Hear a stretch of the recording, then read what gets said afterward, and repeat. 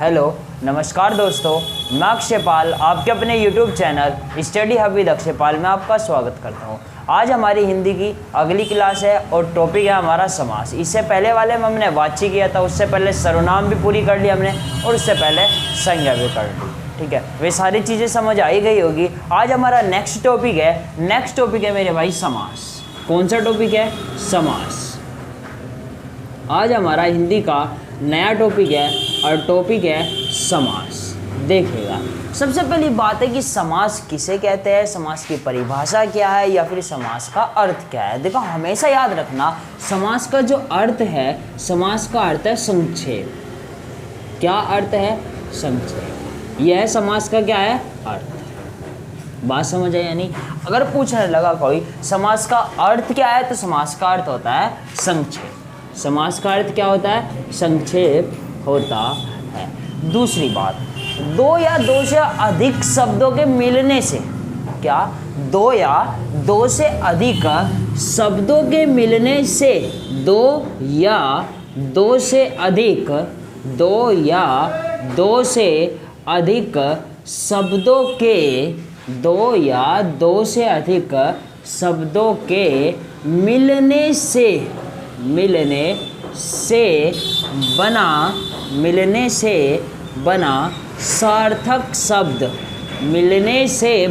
सार्थक शब्द, या फिर इसे बोल देते हैं नया शब्द, या फिर इसको क्या बोल देते हैं? नया शब्द।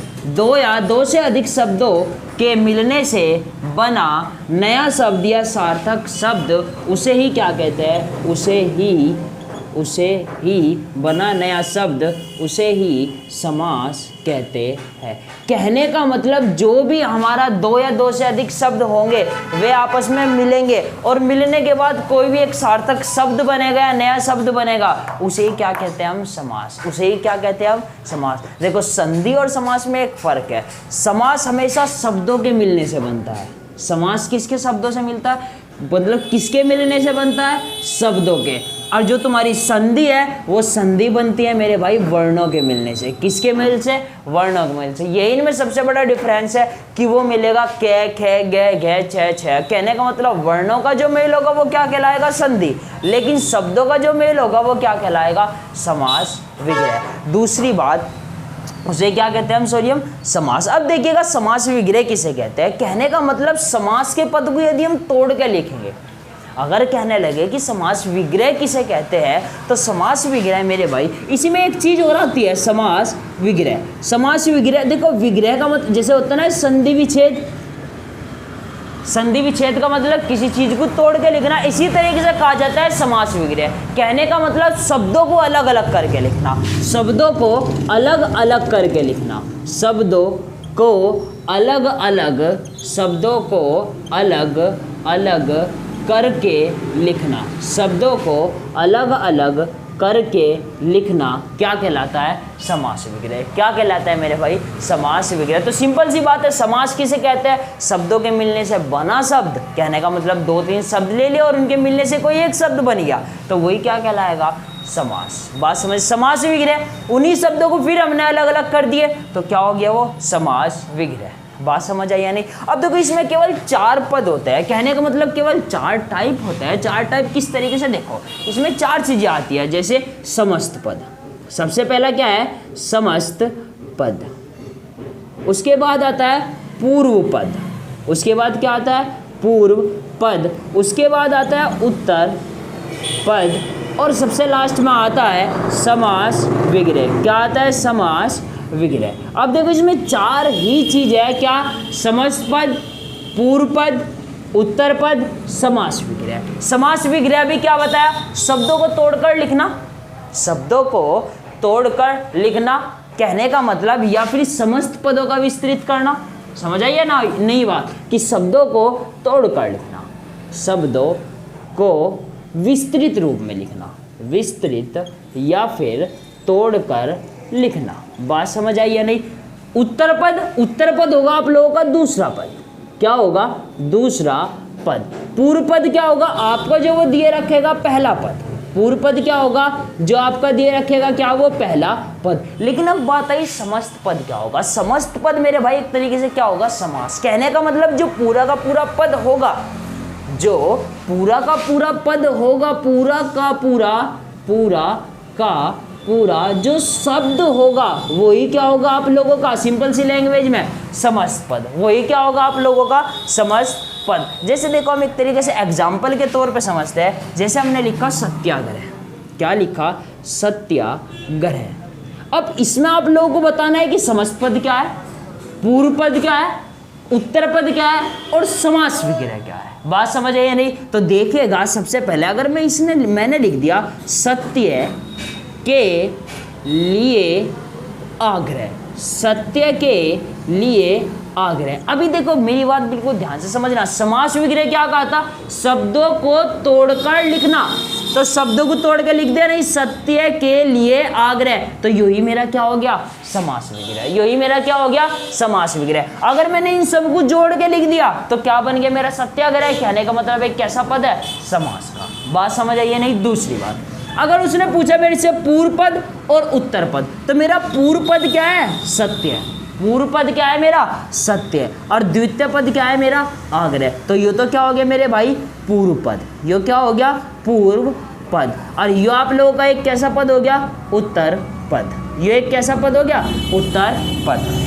अब लेकिन बात आती है कि जी समस्त पद क्या होगा। तो मैंने कहा था नहीं, पूरा का पूरा जो भी शब्द होगा वो क्या होगा, एक समस्त पद। तो जो ये पूरा का पूरा एक शब्द है, समास का एक शब्द, वही क्या होगा, समस्त पद। वही क्या होगा मेरे भाई, समस्त पद। या फिर दूसरा ले लेता है, जैसे युद्ध क्षेत्र। क्या ले लेता है, युद्ध क्षेत्र। क्या ले लिया हमने दूसरा, युद्ध क्षेत्र। अगर ये पूरा का पूरा शब्द देखा जाए तो ये तो क्या है मेरे भाई, समस्त पद। ये क्या है मेरा, समस्त पद। अब इसमें देखो ये दो भागों में टूट रहा। दो भागों में किस किस में, एक युद्ध और दूसरा क्षेत्र। एक क्या है, युद्ध और दूसरा क्षेत्र। तो युद्ध क्या है मेरा, पूर्व पद। युद्ध क्या है मेरा, पूर्व पद। और क्षेत्र क्या है मेरा, उत्तर पद। क्षेत्र क्या है मेरा, उत्तर पद। लेकिन जब इसका समास विग्रह क्या होगा, तो सिंपल सी बात, समास क्या होगा, युद्ध का क्षेत्र।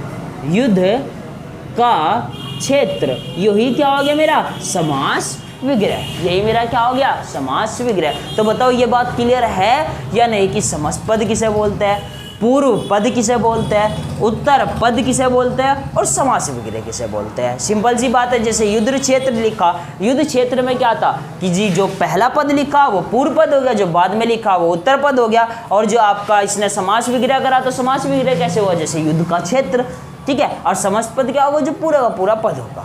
बात क्लियर है नहीं। अब चलते हैं समास के टाइप पे कि समास कितने प्रकार के होते हैं। तो देखिए अगर देखा जाए तो समास मेरे भाई 6 प्रकार के हैं। कितने प्रकार के हैं, 6 प्रकार के। समास कितने प्रकार के हैं, 6 प्रकार के। समास कितने प्रकार के हैं, 6 प्रकार के। लेकिन एक चीज याद रखना, देखो समास में से रियली अगर परिभाषा के आधार पर देखा जाए तो 4 प्रकार के हैं।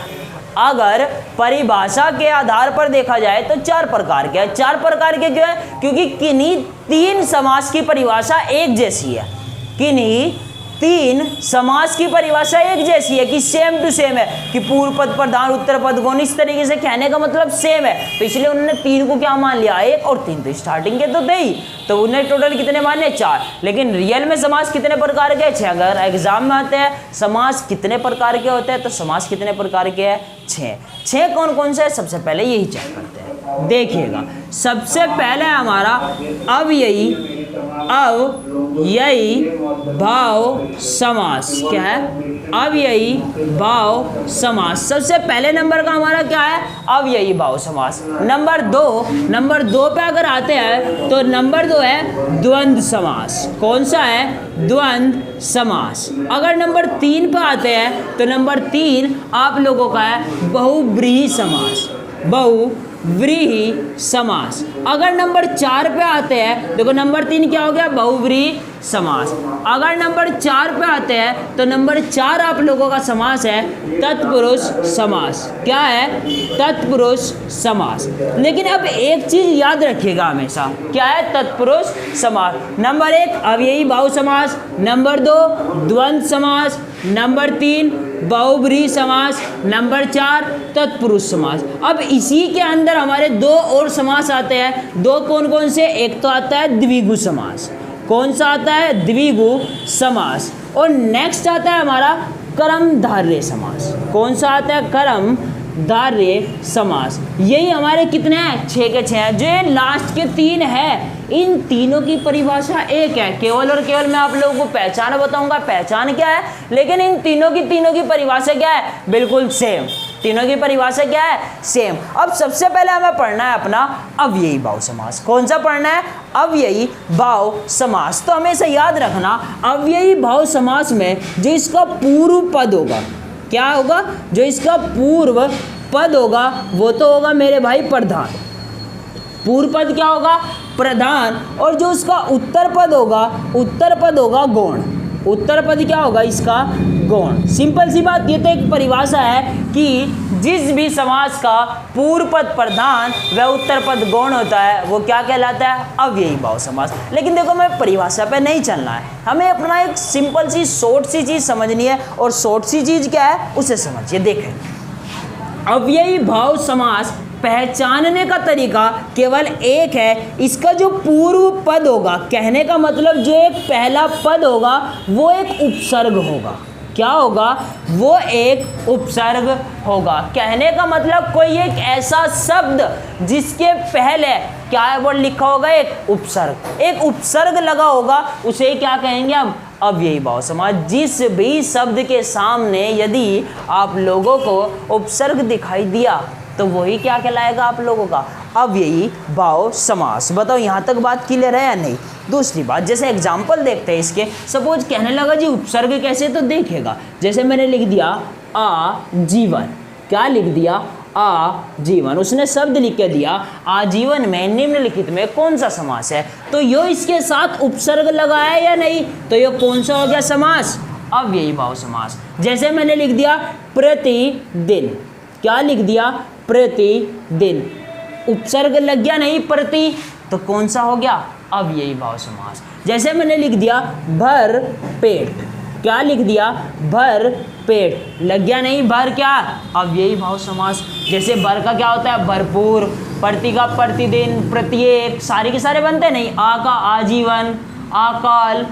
समझ रहे नहीं बात को? तो ये आ क्या है? उपसर्ग। तो हमने अव्ययी भाव समास का केवल सिंपल सी एक चीज पढ़ी, यदि किसी शब्द का पहला अक्षर उपसर्ग होगा, पहला अक्षर क्या होगा या पूर्व पद क्या होगा? एक उपसर्ग होगा, वही क्या कहलाएगा? अव्ययी भाव समास। जैसे आजीवन, प्रतिदिन, भरपेट। दूसरी बात, अव्ययी भाव समास का जो भी शब्द होगा उसका केवल एक अर्थ होगा। उसका केवल क्या अर्थ होगा? एक अर्थ होगा। लेकिन नेक्स्ट चीज समझने योग्य जो सबसे बड़ी बात है वो ये बात है, जहां भी एक साथ 2 पद मिलेंगे एक जैसे, क्या? जहां भी एक साथ एक जैसे 2 शब्द मिलेंगे वहां भी कौन सा समास होगा? अव्ययी भाव समास। जैसे मैंने कह दिया साथ साथ। क्या कह दिया? साथ साथ। बात समझ आई या नहीं? क्या दिया? साथ साथ। दूसरा कहा मैंने गली गली, गली गली। तीसरा कहा मैंने कोई न कोई, कोई न कोई। तो कहने का मतलब जहां भी एक जैसे शब्द आएंगे, 2 एक जैसे शब्द आ गए तो वही कौन सा समास होगा? अव्ययी भाव समास। जैसे हमने कह दिया पानी ही पानी, दूसरा कह दिया कोई ना कोई, कह दिया भाई भाई, बहन बहनी। तो ये सारे के सारे कैसे समास है? अव्ययी भाव समास। कैसे समास है? अव्ययी भाव समास।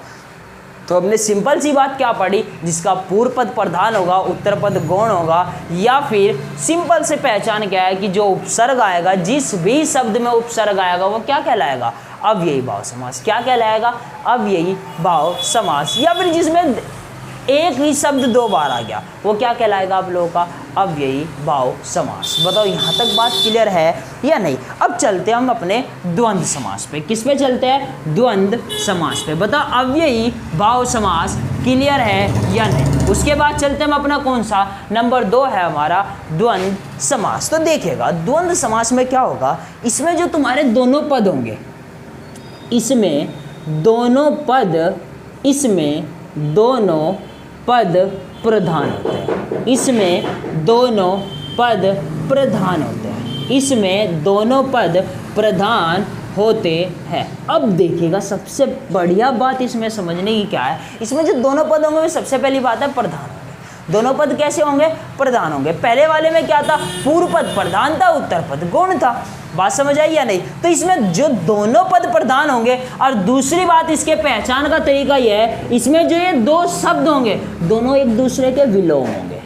क्या होंगे? एक दूसरे के विलोम शब्द का प्रयोग किया गया होगा। क्या कहा मैंने? इसकी जो सबसे बेहतरीन पहचान है, जैसा अभी पहचान आई थी उपसर्ग का प्रयोग होगा, यहाँ जो भी दो शब्द होंगे उसमें क्या होगा? विलोम शब्द होंगे। विलोम शब्द किस तरीके से? मैंने कहा लाभ हानि। क्या कहा? लाभ हानि।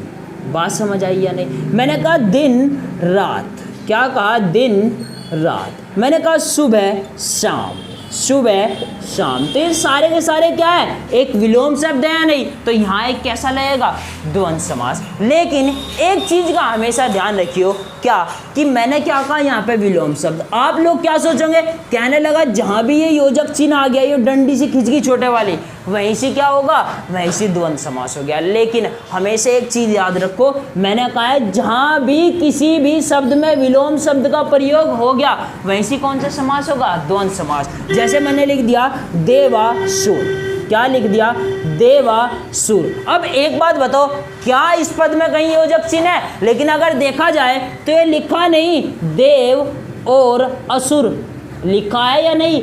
देव और असुर। एक देव तो दूसरा असुर, दोनों विलोम है या नहीं? एक दूसरे के विलोम है या नहीं? तो यहाँ भी कौन सा समास होगा? द्वंद्व समास। कौन सा समास होगा? द्वंद्व समास। तो हमें योजक चिन्ह नहीं याद रखना, हमें याद रखना है जहाँ भी किन्हीं दो शब्दों में विलोम शब्दों का प्रयोग किया गया क्या कहलाएगा? द्वंद्व समास। बात समझ आई या नहीं? दूसरी पहचान क्या है? इसमें जो दोनों पद होंगे, इसके दोनों पद प्रधान। क्या था? दोनों पद प्रधान। बताओ यहाँ तक बात क्लियर है या नहीं? उसके बाद चलते हैं अपना नेक्स्ट बहुब्रीहि समास। किस पे चलते हैं? बहुब्रीहि समास। अब देखिएगा सबसे पहली बात हमने अपना क्या पढ़ लिया? अव्ययी भाव समास पढ़ लिया, द्वंद्व समास पढ़ लिया। उसके बाद हमें क्या पढ़ना है? अपना बहुब्रीहि समास। तो देखिएगा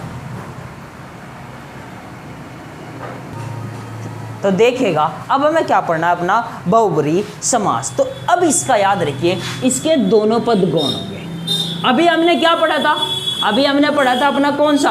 द्वंद्व समास। द्वंद्व समास में दोनों पद प्रधान थे, इसमें दोनों पद गौण होंगे।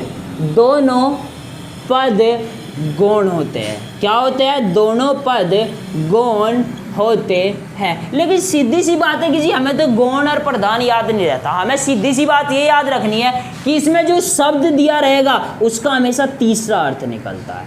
क्या निकलता है? तीसरा अर्थ निकलता है, या उसका तीसरा नाम पता चलता है। बहुब्रीहि समास की सबसे बड़ी पहचान यह है कि इसका हमेशा कौन सा अर्थ निकलता है? तीसरा अर्थ निकलता है। तीसरा अर्थ किस तरीके से निकलता है? जैसे उन्होंने मुझे दे दिया, सपोज उन्होंने मुझे दे दिया कुछ भी मान लो आप लोग, जैसे नीलकंठ। क्या मान लिया? नीलकंठ। कहने का मतलब नीला है जिसका कंठ, अर्थात क्या? शिव। उसने क्या दिया? नीलकंठ। तो नीलकंठ में कौन सा समास होगा? बहुब्रीहि। कारण दोनों पद तो गौण है, दोनों पद तो कैसे है? गौण। लेकिन क्या निकल रहा है उसका? तीसरा अर्थ। तीसरा अर्थ कैसे? जैसे नीलकंठ किसको बोलते हैं? शिव को। नीलकंठ किसे बोलते हैं? शिव को। जैसे उसने दे दिया मुझे दशानन। क्या दे दिया? दशानन, अर्थात 10 है जिसके आनन, 10 मुख वाला, अर्थात कौन? रावण। अर्थात कौन? रावण। तो ये भी क्या हो गया इसका? बहुब्रीहि समास। क्या हो गया? बहुब्रीहि समास। उसके बाद उसने मुझे दे दिया पीताम्बर। क्या दे दिया? पीताम्बर। पीताम्बर किसको बोलते हैं? पीला है जिसका अंबर, अर्थात श्री कृष्ण। अर्थात श्री कृष्ण लंबोदर। लंबोदर किसको बोलते हैं? गणेश जी को। लंबोदर किसको बोलते हैं? श्री गणेश जी को। तो एक बात बताओ, बहुब्रीहि समास में मैंने आप लोगों को भी यही बताया कि दोनों पद गौण छोड़ दो दोनों पद गौण याद रखने की जरूरत नहीं है, केवल और केवल तीसरा अर्थ निकलता है। तीसरा अर्थ कैसे? नीलकंठ अर्थात शिव नीला है जिसका कंठ, दशानन 10 है जिसके आनन अर्थात जिसके 10 मुख है रावण, पीताम्बर पीला है जिसका अंबर अर्थात श्री कृष्ण, लंबोदर अर्थात गणेश। बात समझ आई या नहीं? तो बहुब्रीहि समास में क्या है? दोनों पद कैसे होंगे? गौण। हाँ, एग्जामिनर ये जरूर पूछ लेगा निम्नलिखित में ऐसा कौन सा समास है, निम्नलिखित में ऐसा कौन सा समास है, निम्नलिखित में ऐसा कौन सा समास है जिसके दोनों पद गौण है, जिसके दोनों पद क्या है? गौण है। तो वो कौन सा होगा? बहुब्रीहि समास। क्या होगा? बहुब्रीहि समास। बात समझ आई या नहीं? अब चलते हैं अपना नेक्स्ट, देखिएगा नेक्स्ट क्या है हमारा? तत्पुरुष समास। नेक्स्ट क्या है हमारा? तत्पुरुष समास। लेकिन एक चीज हमेशा याद रखिएगा, तत्पुरुष समास में क्या है? देखो नेक्स्ट है हमारा तत्पुरुष समास। लास्ट नहीं है वैसे, क्योंकि इसके बाद तो हमें कौन कौन से पढ़ने, इसी के दो और है, द्विगु और कर्मधारय। तो एक बात याद रखिएगा, अभी हमने पढ़ के आए कौन कौन से? अव्ययी भाव समास, अव्ययी भाव के साथ द्वंद्व समास, द्वंद्व समास के साथ हमने अभी क्या पढ़ा? अपना तीसरा भी पढ़ लिया, बहुब्रीहि समास। उसके बाद हम किस पे आते हैं? तत्पुरुष समास। नेक्स्ट किस पे आते हैं? तत्पुरुष समास। तो देखिएगा इसमें बिल्कुल ये अव्ययी भाव समास का उल्टा होगा, बिल्कुल ये अव्ययी भाव समास का उल्टा होगा। उल्टा किस तरीके से? जो इसका पूर्व पद होगा जो इसका पूर्व पद होगा, पूर्व पद तो होगा गौण, व उत्तर पद होगा इसका प्रधान। उत्तर पद क्या होगा? इसका प्रधान। बात समझ आई या नहीं? अब कहने लगा जी ये तो बात याद ही नहीं रहने की, क्या कि पूर्व पद गौण और उत्तर पद क्या होगा? प्रधान। तो देखो मेरी बात ध्यान से समझिएगा, हमेशा जैसे उसने लिख दिया इसका एग्जाम्पल युद्ध क्षेत्र, क्या लिख दिया? युद्ध क्षेत्र। तो हमेशा एक चीज याद रखना, इसमें हमेशा दो शब्दों का प्रयोग होगा। किसका प्रयोग होगा? दो शब्दों का। और उन वे दो शब्द ऐसे जिनका एक तरीके से अर्थ भी हो, जैसे युद्ध अपने आप में अलग, क्षेत्र अपने आप में अलग। बात समझ आई या नहीं? कहने का मतलब उनका कुछ ना कुछ अर्थ निकलेगा, कुछ ना कुछ क्या होगा? उन शब्दों का अर्थ निकलेगा। जैसे युद्ध क्षेत्र को मैं लिख सकता हूं युद्ध का क्षेत्र, युद्ध का क्षेत्र। बात समझ आई या नहीं? मैंने नेक्स्ट लिख दिया राजकुमार। क्या लिख दिया? राजकुमार अर्थात क्या? राजा का कुमार, राजा का कुमार या फिर पुत्र होगा या नहीं? बात समझ आई या नहीं? या फिर हम इसे लिख दे राजपुत्र, तो क्या हो जाएगा? राजा का पुत्र। बात समझ आई नहीं? राजकुमार अथवा क्या? राजा का जो कुमार होगा। बात समझ आई या नहीं? तो कहने का मतलब कोई ना कोई शब्द इस तरीके से देगा, उनका अर्थ निकलेगा, उनका क्या होगा? अर्थ निकलेगा। लेकिन सिंपल सी बात, एक तरीके से ऐसा होगा जैसे हमने समास विग्रह कर दिया हो। किस तरीके से होगा? जैसे हमने समास विग्रह कर दिया हो। जैसे आप लोगों ने बहुत पढ़ा होगा विद्यालय। क्या पढ़ा होगा? विद्यालय। कहने का मतलब विद्या का आलय या विद्या के लिए आलय, विद्या का आलय या फिर विद्या के लिए आलय। तो ये सारे के सारे क्या होंगे आप लोगों के? तत्पुरुष समास। सारे के सारे क्या होंगे आपके?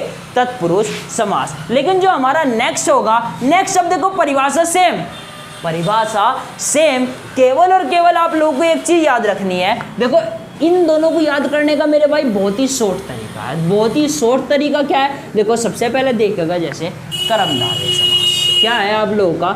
कर्मधारय समास, कर्मधारय समास। तो इसमें एक चीज याद रखिएगा, या तो इसमें प्रयोग हो रहा होगा उपमा अलंकार का। किस अलंकार का? उपमा अलंकार का। या फिर इसमें प्रयोग हो रहा होगा विश्लेषण का। किसका? विश्लेषण का। इसमें दो ही चीज होगी, या तो प्रयोग होगा उपमा अलंकार का, या तो प्रयोग होगा उपमा अलंकार का, या फिर प्रयोग होगा आप लोगों का विश्लेषण का। उपमा अलंकार क्या होती है? जिसमें उपमा का उपमा अलंकार। बात समझ आई या नहीं? जैसे उपमा अलंकार के आप लोगों ने परिभाषा पढ़े होंगे, जैसे चरण कमल। क्या पढ़ा होगा? चरण कमल, कहने का मतलब क्या होगा कि जिसके चरण कमल के समान हो। जिसके चरण कैसे हो? कमल के समान हो। चंद्रमुखी, कहने का मतलब किसी व्यक्ति के शरीर की तुलना किसी अदर चीज से करी जाए, जैसे चंद्रमुखी, चरण कमल। बात समझ आई या नहीं? तो इसके एग्जाम्पल क्या होंगे? चरण कमल, अर्थात जैसे हमने कह दिया जिसके चरण कमल जैसे हो, जिसके पैर कमल जैसे हो। बात समझ आई या नहीं? दूसरा हमने कह दिया चंद्रमुखी, अर्थात जिसका मुख चंद्रमा के समान हो। जिसका मुख कैसा हो? चंद्रमा के समान हो। दूसरी बात विश्लेषण क्या होगी? विश्लेषण देखो, उपमा अलंकार की तो परिभाषा वो होगी किसी व्यक्ति की तुलना करना। किसी व्यक्ति की क्या करना? तुलना करना किसी अदर चीज से। लेकिन विश्लेषण क्या होगा? किसी व्यक्ति की विशेषता बताना, किसी भी वस्तु की विशेषता बताना। जैसे मैंने कहा काली मिर्च, क्या कहा? काली मिर्च। तो मिर्च की विशेषता बताई या नहीं? क्या कि भाई मिर्च काली है। मिर्च क्या है?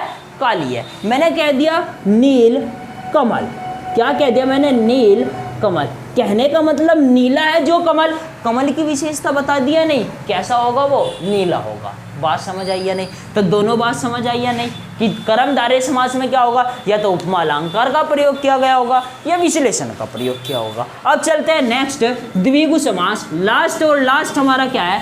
द्विगु समास। लास्ट क्या है हमारा? द्विगु समास। द्विगु समास। तो देखिएगा द्विगु समास हमारा क्या है? द्विगु समास हमेशा ये होगा जिसका पहला पद संख्यावाचक हो। पहला पद संख्यावाचक हो। पहला पद कैसा हो? संख्यावाचक हो। उसे ही क्या कहते हैं हम? द्विगु समास। उसे ही क्या कहते हैं हम? द्विगु समास। और सबसे ज्यादा कन्फ्यूजन भरा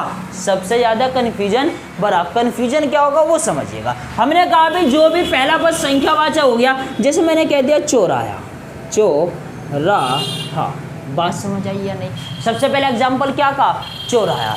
दूसरा मैंने एग्जाम्पल सपोज आपको कह दिया दोपहर, क्या कह दिया? दोपहर।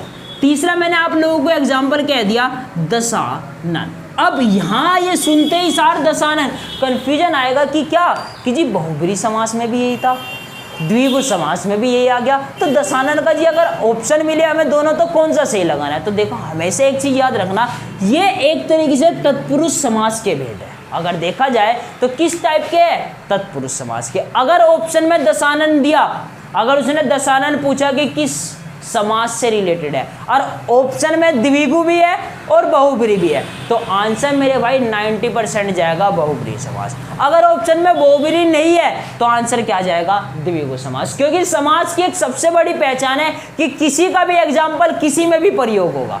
सपोज दशानन का एग्जाम्पल बहुब्रीहि में भी प्रयोग हुआ, समझ आई या नहीं? जैसे घनश्याम किसी और में भी प्रयोग हो सकता है।